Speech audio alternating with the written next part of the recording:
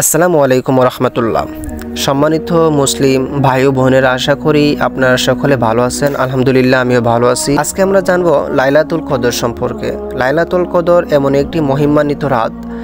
বলা হয়েছে অন্যান্য রাতের চেয়ে যেহেতু এ রাত সম্মানীয় ও মর্যাদাপূর্ণ, সেহেতু এ রাতকে মহিমান্বিত রজনী বলা হয়। আবার কেউ কেউ বলেছেন, ইতিপূর্বে যারা নেক কাজের মাধ্যমে মহান আল্লাহ সুবহানাহু ওয়া তাআলার সম্মানিত ও মহিমান্বিত বান্দা হতে পারেনি, তারাই একটিমাত্র রজনীতে ইবাদত ও ইস্তিগফারের মাধ্যমে আল্লাহর নিকট সম্মানিত হতে পারে।